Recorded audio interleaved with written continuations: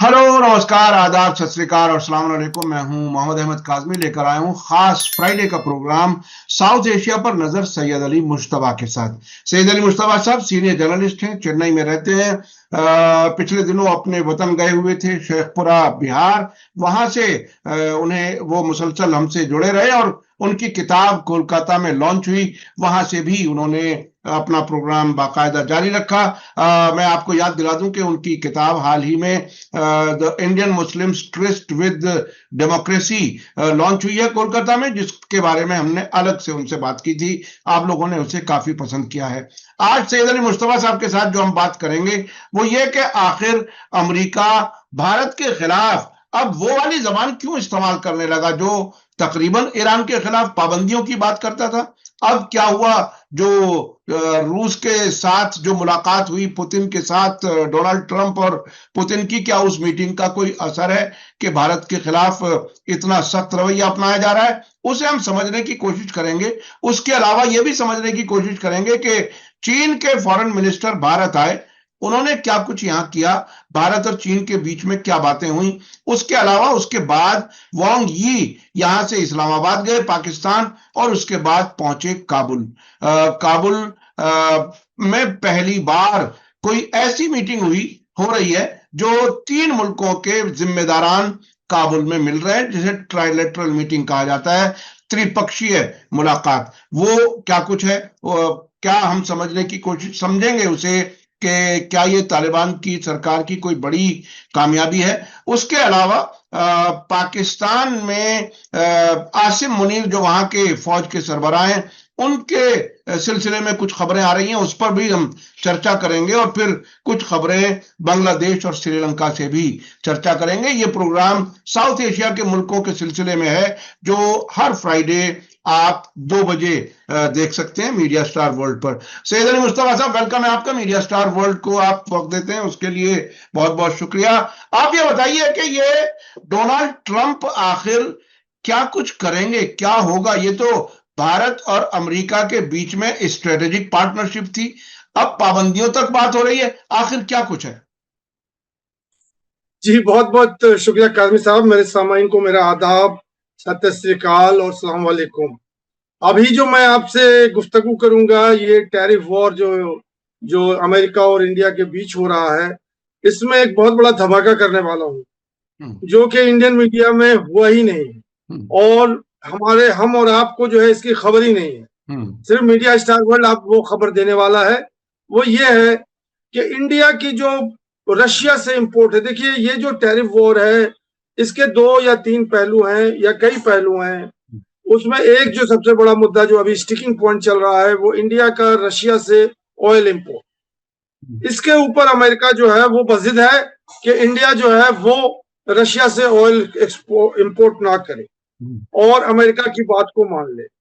इस पे जो खुलासा ये हुआ है कि अभी यूक्रेन वॉर से पहले इंडिया सिर्फ 1% जो है वो रशिया से ऑयल इंपोर्ट करता था, 1%। यूक्रेन वॉर के होने के बाद इंडिया अब 42% 42% तेल जो है वो रशिया से इंपोर्ट कर रहा है और ज्यादातर तेल जो है उसको फिर इंटरनेशनल मार्केट में, बाजार में जो है वो बेच रहा है। अमेरिका को इसी की खुंदक आ गई है कि आप तो हेरा फेरी भी कर रहे हैं और सीनाजोरी भी कर रहे हैं। तो अब जो यूपी की जबान है तो कर लो बात। बिल्कुल बिल्कुल। यानी वो एक से 42% तक पहुंचे और दूसरे मुल्कों को एक्सपोर्ट करना शुरू कर दिया। और हमें भारत के अंदर हम बहुत बहुत से लोग ये जानते हैं कि इसकी मलाई अडानी एंड कंपनी खा रही है, लेकिन बहरहाल भारत की कंपनी है। तो ट्रंप साहब बड़े नाराज हैं और उन्होंने भारत के खिलाफ अब पाबंदियों तक की बात शुरू कर दी। और उनके व्हाइट हाउस की स्पोक्स पर्सन ने जो कहा कि वो पाबंदियां भी लग जाएंगी। तो क्या भारत को अब किस तरफ जाना पड़ेगा, क्या होगा, ये जो हमारे देखिए वो अभी बातें एनालिसिस से पहले मैं और 2-3 खबरें बड़ी मोटी मोटी बता दूं जो कि मीडिया स्टार वर्ल्ड को ही मतलब मुयस्सर है। वो एक तो ये है कि 17 जून को जो अभी गुजर चुका, अमेरिका ने इंडिया, पाकिस्तान और अमेरिका की मीटिंग रियाद में रखी थी। हम्म, हम्म, अच्छा टेबल टॉप अच्छा। जी आफ्टर जी। ऑपरेशन सिंदूर हम्म 7 से 9 के बाद हुआ था, और उसमें ट्रम्प साहब का जो पहला अनाउंसमेंट हुआ था कि युद्ध विराम हो रहा है और इंडिया और पाकिस्तान फिर से बात करेंगे, हम्म जिसपे ये 17 जून की जो मीटिंग है इसको इंडिया ने रिजेक्ट कर दिया।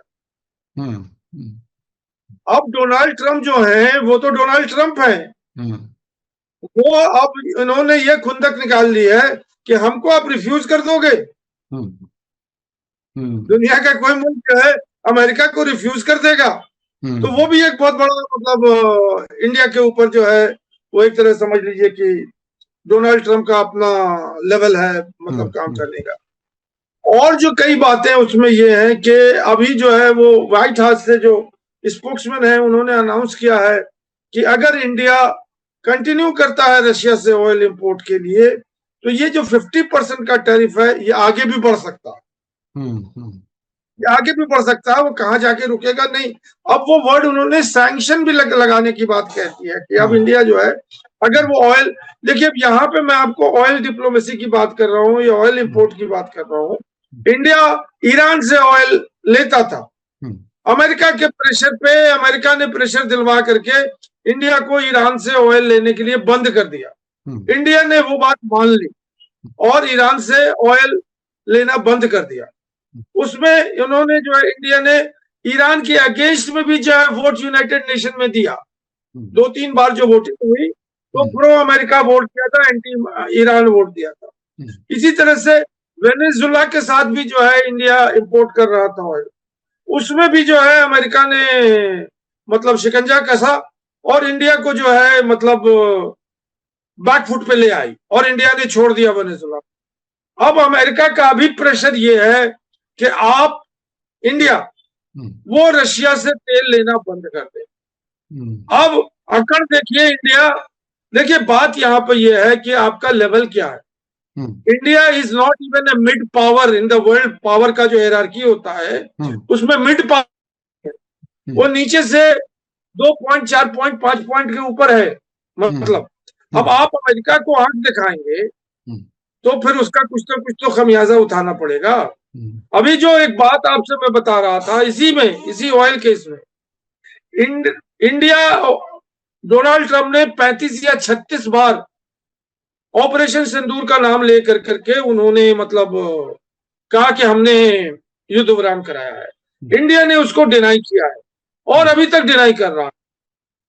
प्रेसिडेंट ट्रंप ये कहते हैं कि इंडिया को मान लेना चाहिए, ऐलान करना चाहिए कि अमेरिका ने जो है युद्ध विराम कराया है और इंडिया को नॉमिनेट करना चाहिए प्रेसिडेंट डोनाल्ड ट्रंप को नोबेल पीस प्राइज के लिए।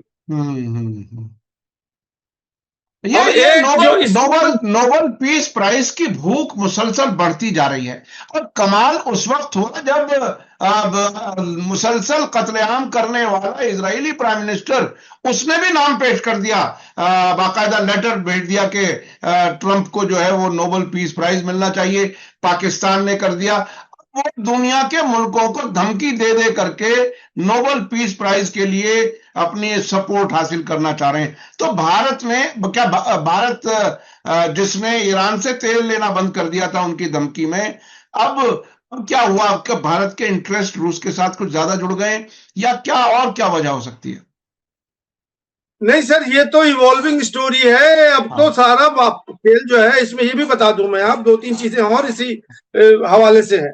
एक ये है कि एक ट्रेड डेलीगेशन आ रहा था अमेरिका से इंडिया, जो कि ट्रेड और टैरिफ दोनों को ही मतलब डील करने वाला था और इंडिया से फाइनल मतलब जो भी कंक्लूजन होगा वो उन्होंने मना कर दिया कि अब हम नहीं जाएंगे इंडिया में, क्योंकि इंडिया का रुख जो है वो नर्म नहीं हो रहा है मतलब इसकी तरफ अमेरिका। तो अब वो जो डेलीगेशन, मैंने पहले भी प्रोग्राम में कहा था कि वो डेलीगेशन आने वाला है और ये 27 तारीख लास्ट डेट है, 27 इस महीने के। अच्छा अच्छा, और मुस्तफा साहब मैं बीच में रोक रहा हूं। कमाल की बात यह है कि ये ऐसे वक्त में भारत को धमकी दी जा रही है पाबंदियों की, जब ट्रंप पुतिन से मिलते हैं और कहते हैं पूरे यूरोपियन लीडर से और यूक्रेन के प्रेसिडेंट से कि जो कुछ पुतिन मांग रहे हैं, क्रीमिया छोड़ दो, नेटो में मत जाओ, सारी रियायतें रूस को देने की बराह रास्त तैयार है। भारत अगर तेल ले तो उसमें क्यों प्रॉब्लम है? वो बात ये है कि पुतिन और जो डोनाल्ड ट्रंप है, रशिया और जो अमेरिका है, ये सुपर पावर के 4-5 क्वालिटीज होती हैं। उन 4-5 क्वालिटीज में एक क्वालिटी ये है कि वो पूरे दुनिया को डिस्ट्रॉय कर सकता है। They have the power, one country has the power to destroy the world. अब अमेरिका ने तो क्लेम किया हुआ है कि I can destroy the world 300 times and over. तो मोदी साहब उसके बराबरी करेंगे? यानी पूरी तरह से बदमाशी है, हमारे पास ताकत है, जो कुछ हम चाहें वो करें। और भारत जो है वो रूस और अमेरिका के राष्ट्रपतियों की मीटिंग के कमरे के नजदीक भी भारत नहीं जा सकता। तकरीबन ये बात हुई ना? जी बिल्कुल, उनका ये कहना है कि ये रशिया और अमेरिका का मैटर है, दुनिया को इसमें को बोलने की कोई जरूरत नहीं है। भारत अपने आप को ना रशिया से कंपेयर कर सकता है, ना ही अमेरिका से कंपेयर कर सकता है, क्योंकि इंडिया जो है वो मिड पावर भी नहीं है। वो बहुत कुछ कह लीजिएगा तो साउथ एशिया का पावर है या जो भी पावर है। एक जो बहुत बड़ा मतलब मैं खुलासा करना चाह रहा हूं, वो ऑपरेशन सिंदूर के साथ है, और ये अनऑथेंटिकेटेड है। मैं बहुत जिम्मेदारी के साथ बोलना चाह रहा हूं।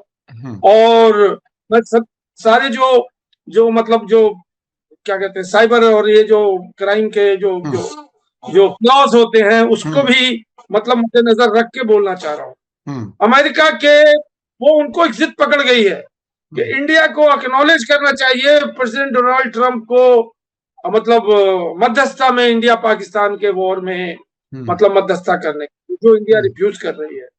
उनका ये कहना है, वो जो मतलब कॉलम निगार है या जो वो है, उनका कहना था कि ऑपरेशन सिंदूर में मोदी साहब के अहंकार की वजह से हिंदू रेस को खत्म होने के कटार से डोनाल्ड ट्रंप ने बचाया है।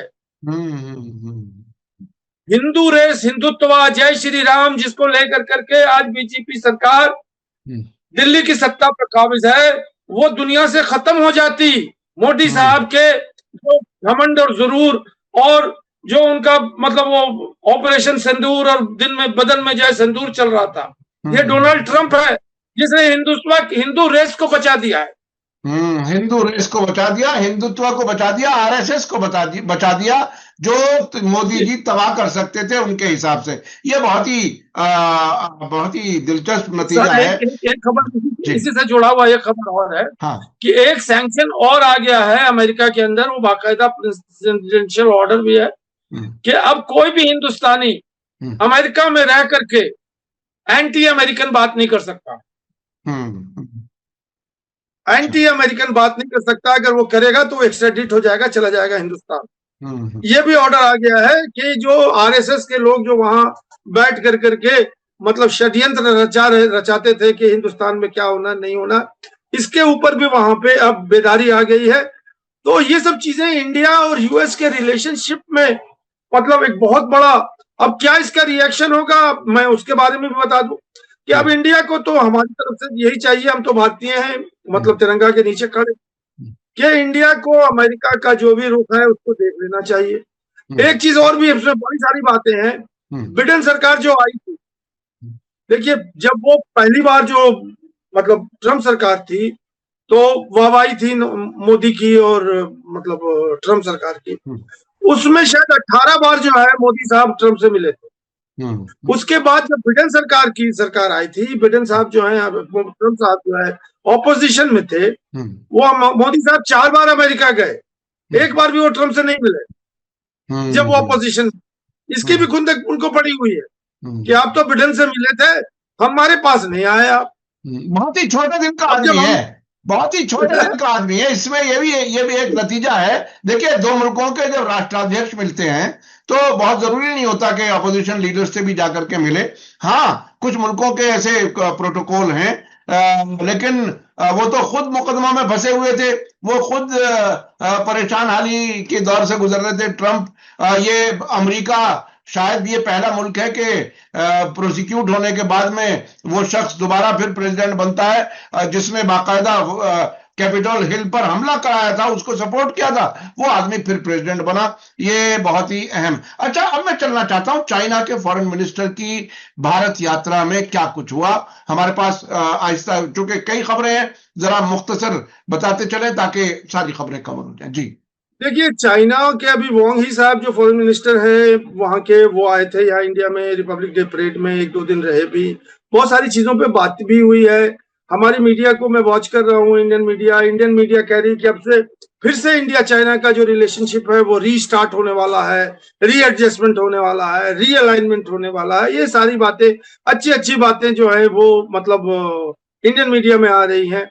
लेकिन मैं जो इसको देख रहा हूँ एज ए तजियाकार, कि वो एक एडवर्टीजमेंट आता है ना कि ऑल फॉग और नो नो स्मोक, इस तरह की कोई बात है कि खाली इसमें हवा हवा ही है और अंदर में कोई सब्सटेंस नहीं है। सब्सटेंस ये नहीं है कि अभी अरुणाचल प्रदेश के जो लोग हैं वो अगर चाइना जाते हैं तो उनको स्टेपल वीजा करके अभी जाना पड़ता है। इंडियन इंडियन वीजा पे उनको चाइना में अलाउड नहीं है।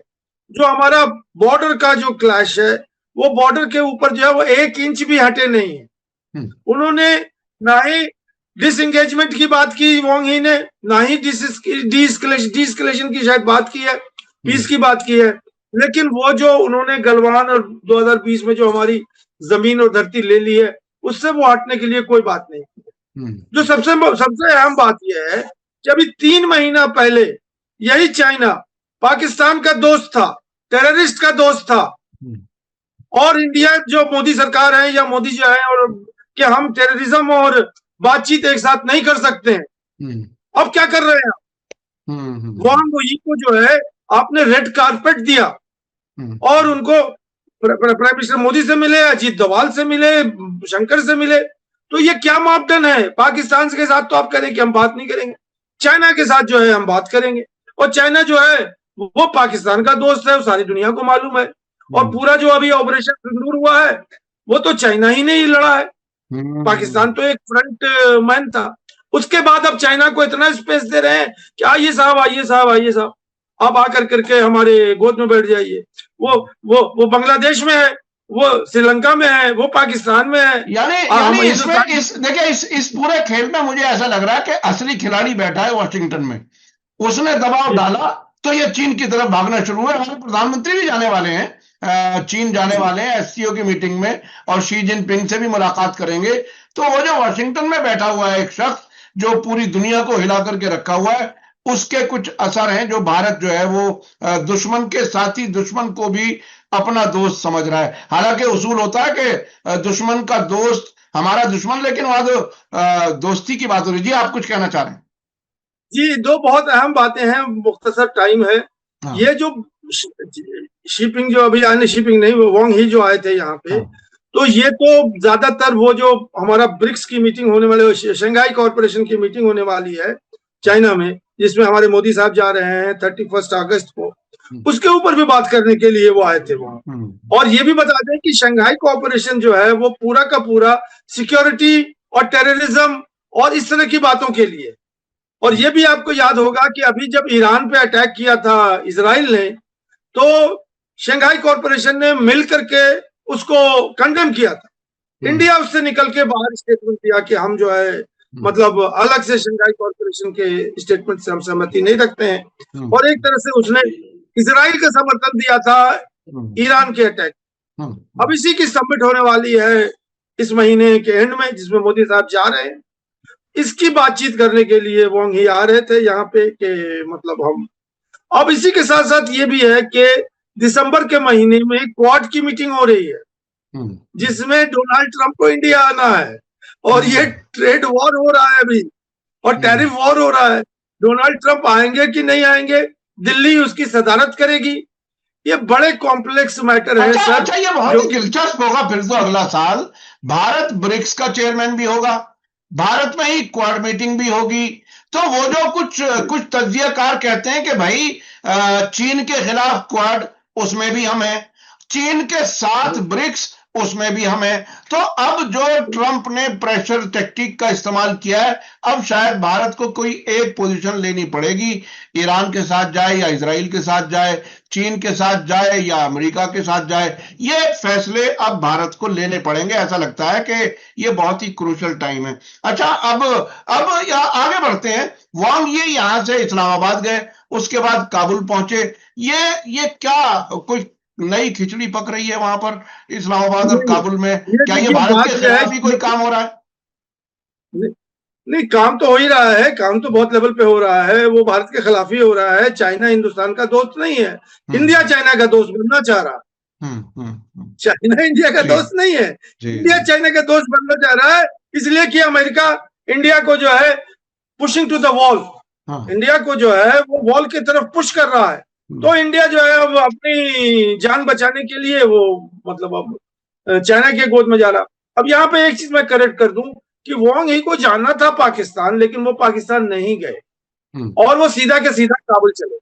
अच्छा और अच्छा। जिनसे जिनसे पाकिस्तान में मिलना था वो लोग सबको काबुल बुला लिया उन्होंने। हम्म और काबुल में ट्राइलैटरल मीटिंग हुई, पाकिस्तान की, अफगानिस्तान की और चाइना की। और ज्यादातर वो बेल्ट एंड रोड इनिशिएटिव की बात हुई, ट्रेड की बात हुई, कॉमर्स की बात हुई। और वो जो सारे अलाइनमेंट थे पाकिस्तान और चाइना अफगानिस्तान के बीच में, जो मतलब एक गुस्सा और कॉन्फ्लिक्ट और रिफ्यूजियों को लेकर, उन सारे चीजों पर बात हुई है। और वहां आमिर खान मुत्तकी साहब ने कहा कि वांगी साहब आए थे यहाँ पे, और वो पूरा उन्होंने एक प्रेस स्टेटमेंट दिया है। तो ये सारी जो बातें हो रही हैं, ये एक अलग लेवल पे चाइना का काम चल रहा है। और हम्म चाइना जो है वो अगर हिंदुस्तान और पाकिस्तान के बीच में चुनने का वक्त आएगा, तो हिंदुस्तान तो अब कल ही का दोस्त हुआ, परसों तो 2-3 महीने पहले ऑपरेशन सिंदूर हुआ था, तो वो हम्म तो लड़ रहा था पाकिस्तान के साथ। तो ये जो चीजें हैं ये बड़ी अहम चीजें हैं, क्योंकि पाकिस्तान चाइना का बहुत बड़ा इकोनॉमिक इंटरेस्ट है अफगानिस्तान और पाकिस्तान में। हम्म पाकिस्तान में गरदार पोर्ट है जो कि हम्म, मतलब लाइफ लाइन है चाइना का, मतलब हम्म। इंडियन ओशन जी, के वक्त में जाने के गवादर लिए, पोर्ट, जी हाँ। जी हाँ। गवादर पोर्ट। हाँ। और उधर उधर जो है बेल्ट एंड रोड इनिशिएटिव है, जो कि मतलब अफगानिस्तान से उसको सेंट्रल एशिया और रशिया तक ले जा रहा है। तो हम्म इस स्ट्रैटेजिक कैलकुलेशन में चाइना के एम्बिशन में इंडिया तो कहीं फिगर ही नहीं करता, इंडिया तो कहीं आता ही नहीं है। अब बहुत कुछ कर दिया उन्होंने, तो अभी कुछ जो एक बुलेट ट्रेन बनने वाली थी अहमदाबाद से बंबई के लिए, उसके लिए कुछ बड़ा इक्विपमेंट वगैरह है उन्होंने रोक रखा हुआ, जो चाइना से आना था। नीदरलैंड की कंपनी, उसने चाइना से खरीदा था, उसने कहा कि हम इंडिया को नहीं मतलब रिलीज करेंगे। अब इस मीटिंग में वो कुछ रिलैक्सेशन कर दिया है, अब वो शायद वो इक्विपमेंट वगैरह आने लगे। तो चाइना, इंडिया, पाकिस्तान, अफगानिस्तान, ये एक अलग कैलकुलेशन है, और इंडिया इसको देख रही है इंडिया पाकिस्तान रिलेशन से।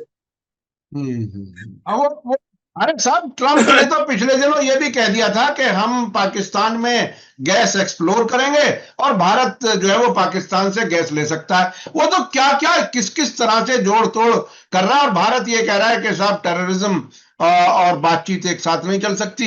यकीनी तौर पर टेररिज्म जो है वो इंसानियत के लिए खतरा है, लेकिन डिप्लोमेसी में कहां भारत अपने आप को फिट करेगा, ये एक बड़ा सवाल है। अच्छा, अब थोड़ा सा आसिफ मुनीर के बारे में बात कर लेते हैं। पाकिस्तान में क्या कुछ हो रहा है और भारत का मीडिया क्या कह रहा है, हकीकत क्या? आसिम मुनीर का जो है, क्योंकि वो तो एक मिलिट्री सरबराह है, वो एक गवर्नमेंट ऑफिशियल है, उनका एक टेन्योर है, वो अपॉइंट हुए हैं तो रिटायर भी होंगे, तो अब उनके रिटायरमेंट का टाइम आ गया।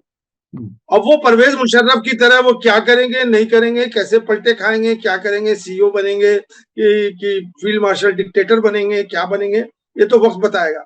लेकिन अभी जो कुछ खबरें गर्म थी सोशल मीडिया पे कि 5 या 6 जनरल जो हैं, जो सक्सीड करने वाले थे आसिम मुनीर को, उन लोगों ने रिजिग्नेशन दे दिया और वो प्रोटेस्ट कर रहे हैं आसिम मुनीर को कि वो जल्दी से जल्दी रिटायर हो और दूसरे आर्मी चीफ वहां आकर के उनकी जगह ले।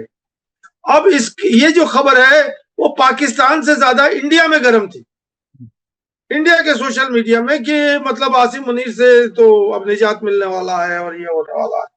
तो डॉन अखबार जो है पाकिस्तान का, उसने इस बात की खंडन की है। उसने कहा कि ऐसा कोई भी कुछ भी नहीं हुआ है, जिसकी इंडियन मीडिया जो है बहुत मतलब प्रोपेगेंडा कर रही है। और आसिम मुनीर जैसे हैं वैसे हैं, अभी उनके रिटायरमेंट में महीने 2 महीने की देरी है।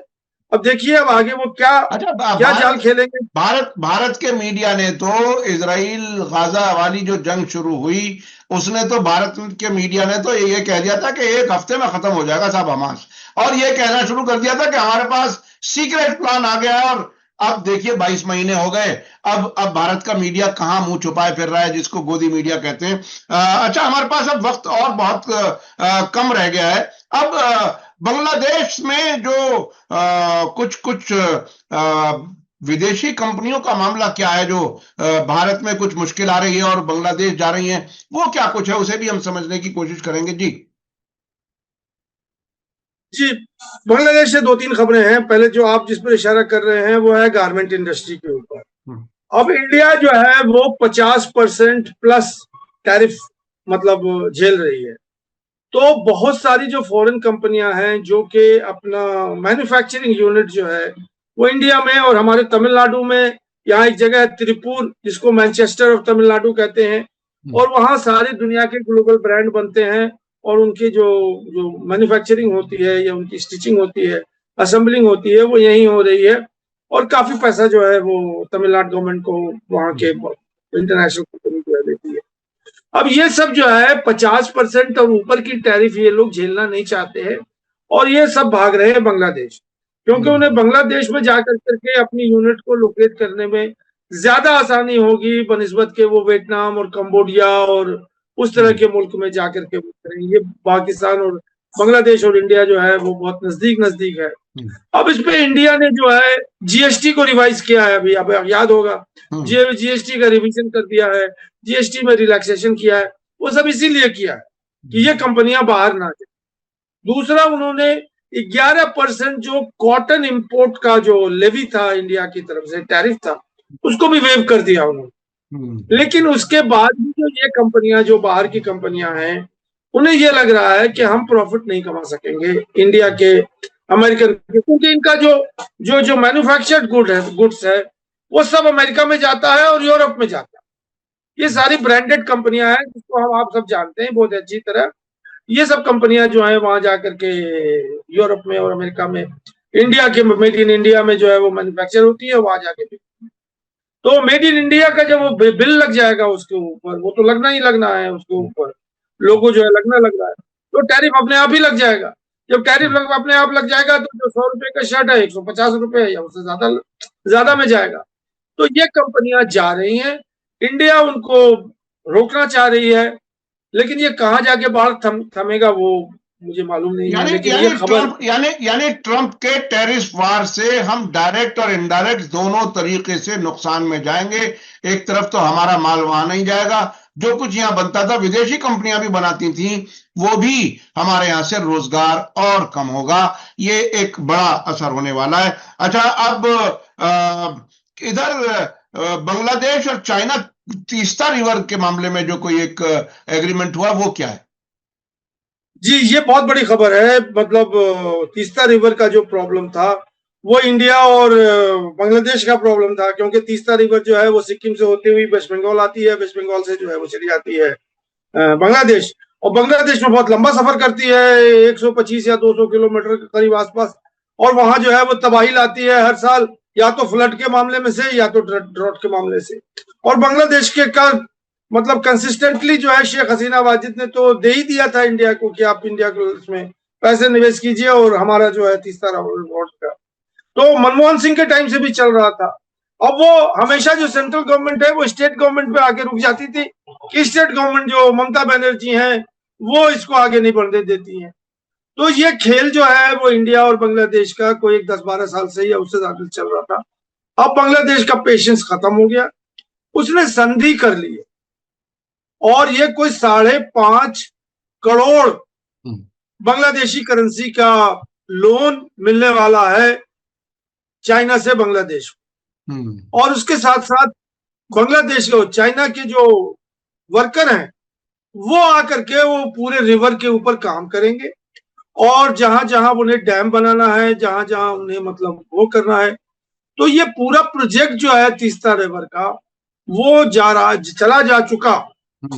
अब इसमें यह है कि इंडिया ये डील खोना नहीं चाहती थी, इसलिए कि ये वेस्ट बंगाल और सिलीगुड़ी कॉरिडोर के बिल्कुल नजदीक, और तीस्ता रिवर का जो ड्रॉप पॉइंट है वो समझ लीजिए कि वेस्ट बंगाल का एंड पॉइंट है और बांग्लादेश का स्टार्ट पॉइंट है। तो इसके सिक्योरिटी इंप्लीकेशंस बहुत ज्यादा है, क्योंकि अगर चाइनीज वर्कर जो है वो वहां पहुंच जाएंगे तो एक लेमैन भी कह सकता है कि वो चाइनीज वर्कर नहीं होंगे, वो पीएलए के आर्मी के लोग होंगे जो कि वहां पे खड़े होकर करके जो भी कुछ मतलब मैसन का काम और जो भी काम कर रहे होंगे, तो उसकी सिक्योरिटी इंप्लीकेशन तो है ही है इंडिया को। और ये बहुत बड़ा मतलब एक इंडिया के मतलब समझ लीजिए कि नॉकिंग पॉइंट पे जो है चाइना आ जाएगी तीस्ता रिवर के हवाले से। और फिर तीस्ता रिवर का जो प्रॉब्लम है कि फ्लड्स का प्रॉब्लम है, ड्रॉट्स का प्रॉब्लम है, तो उस फ्लड्स को रोकने के लिए अगर वहां वो अपनी तरफ अगर बड़ा बांध बना देंगे तो इंडिया कहाँ रोकेगी पानी, फिर तो वेस्ट बंगाल में पानी भर जाएगा और क्या क्या इम्प्लीमेंटेशन होगा कोई नहीं जानता है, वो तो अपनी तरफ बांध बंद कर रख देंगे। फिर ये जो ड्रॉट का जो मामला कर रहे हैं इसके लिए भी वो स्टोरेज वगैरह बना रहे हैं कि जो मतलब पीक सीजन होता है वहां से वो पानी लेके स्टोर बना देंगे और जब ड्रॉट आ जाएगा तो उस पानी को छोड़ करके वो करेंगे। तो एक बड़ा प्रोजेक्ट है जिसमें इंडिया का होना बांग्लादेश में बहुत ही अनिवार्य था ताकि वो इंडिया की कोई सिक्योरिटी और जो भी चीजों को नहीं है। हसीना वाजिद के जाने के बाद यूनुस सरकार ने ये जो ट्रीटी है वो अब चाइना को दे दी है, अब उससे वो बाहर नहीं निकल। यानी भारत के लिए एक तरह से नुकसान भी है और साथ साथ खतरा भी बढ़ा है। ये देखिए हमारे यहाँ की सरकार कई मामलात पर जिस तरह की विदेश नीति अपनाई उसमें कुछ लोगों को ज्यादा नजदीक दोस्त समझ करके नुकसान उठाया, चाहे वो अमेरिका के साथ खड़ा होना हो या इजराइल के साथ खड़ा होना हो या फिर पाकिस्तान के खिलाफ एक जुनून जो है वो हो, और अपने यहाँ की वोट पॉलिटिक्स चूंकि उससे जुड़ी रही इसलिए ऐसा लग रहा है कि इंटरनेशनल सतह पर भारत कई महाजों पर बहुत पीछे जाता हुआ नजर आ रहा है। अच्छा, आखिर में श्रीलंका की एक छोटी सी खबर एक है जिसमें तमिल्स को कुछ शिकायत है, क्या कुछ है वो भी जरा बता दीजिए फिर। ये खबर जो है वो तमिलनाडु में बहुत गर्म है, इसलिए कि तमिलनाडु का डायरेक्ट लिंक है श्रीलंका के तमिल स्पीकिंग एरिया से जो कि नॉर्थ एंड ईस्ट में है। वहां पे जो पूरा 2 प्रोविंस है, ईस्टर्न प्रोविंस और नॉर्दर्न प्रोविंस, ये मतलब तमिल स्पीकिंग बहुसमुदाय मतलब प्रोविंस है। अब यहाँ पे ही जो है वो अलगाववाद का जो मैटर था और एलम वॉर चल रहा था और श्रीलंका और ये, तो अब तो वो एलम वॉर वगैरह खत्म हो गया, होमलैंड का बात खत्म हो गई, लेकिन अब जो उसका फॉल आउट ये है कि श्रीलंकन फौज, सिंहाली फौज जो है वो पूरे नॉर्थ एंड ईस्ट पे जमी हुई है आज तक। उनके स्कूलों को, उनके कॉलेजेस को, उनके कम्युनिटी सेंटर को, उनके और भी जो पब्लिक स्पेस होते हैं उन सब में जो है वो फौजी दस्ते अभी भी मौजूद है। अब इसके ऊपर प्रोटेस्ट हो रहा है कि भाई अब तो कोई फौज, वो तो जो रेजिस्टेंस था या जो भी था वो तो खत्म हुए 10 साल हो गए, तो अभी आप फौज रखे टीटीई जिसे कहा जाता था, लिट्टे कहा जाता था जिसको, वो वाली जंग खत्म हो चुकी है और अभी तक वहां फौज बैठी है। इसका मतलब यह है कि वो भी कहीं ना कहीं तमिलों को दबा करके रखना चाहते हैं और वो फौजों की वापसी चाहते हैं। बहुत बहुत शुक्रिया सैयद अली मुश्तबा साहब, आपने आज कई खबरों पर बड़ा तबसरा किया है, खासतौर पर भारत और अमेरिका के बीच के टकराव, वांग यी की भारत यात्रा और पाकिस्तान भारत और ये जो आसिम मुनीर वाली कहानी हमारे मीडिया में चली उसके बारे में भी आपने बताया, और भारत पर पाबंदियां लगने की तैयारी अमेरिका में है, ये एक बहुत बड़ी खबर है जिसके बारे में आपने काफी कुछ चर्चा की। बहुत बहुत शुक्रिया। मैं अपने दर्शकों से कहना चाहूंगा कि ये प्रोग्राम हर फ्राइडे होता है, साउथ एशिया पर नजर सैयद अली मुश्तबा के साथ। हर फ्राइडे आप उनका ये प्रोग्राम देख सकते हैं हमारे चैनल पर। और आज का वीडियो आपको कैसा लगा कमेंट्स में जरूर लिखें और ज्यादा से ज्यादा लोगों तक शेयर करें। इसी के साथ मुझे दीजिए इजाजत। धन्यवाद, शुक्रिया, जय भारत, जय हिंद। मीडिया स्टार वर्ल्ड के और वीडियो देखने के लिए हमारे चैनल को सब्सक्राइब करें और सीधे नोटिफिकेशन पाने के लिए बेल आइकन दबाएं। और अगर हमारी खबर सच्ची और अच्छी लगे तो अपने व्हाट्सएप, इंस्टाग्राम, फेसबुक और ट्विटर अकाउंट पर जरूर शेयर करें।